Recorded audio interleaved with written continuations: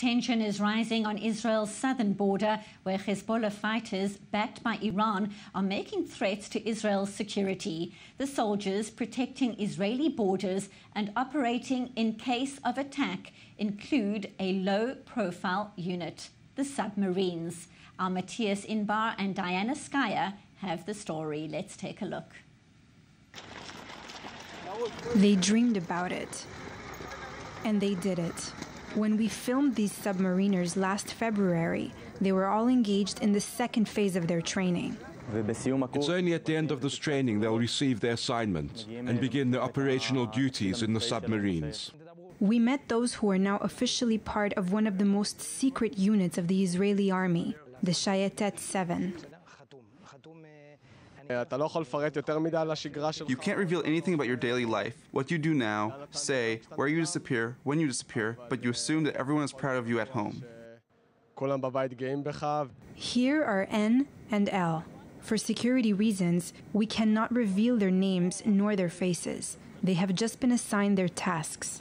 N is in the sonar department. L is in charge of navigation. I'm not a GPS, I'm more of a Waze. Yes, I direct the submarine. What does it mean?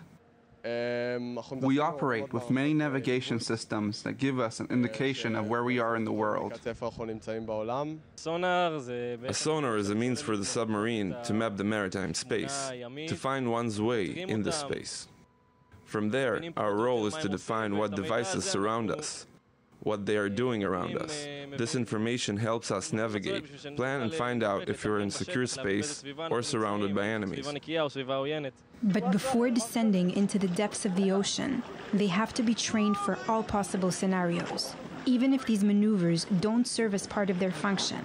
And this is where morale is judged.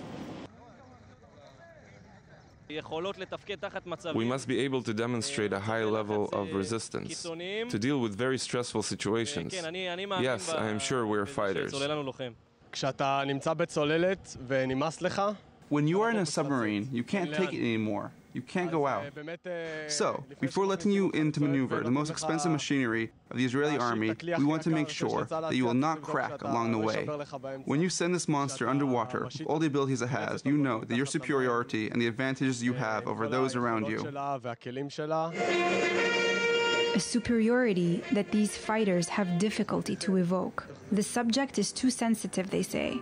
We are not allowed to know the territorial limits of where these submarines operate, but they assure us that it is an indispensable tool for the army in the event of regional conflict. This is one of the reasons why they paid particular attention to the sinking of the Russian nuclear submarine last July.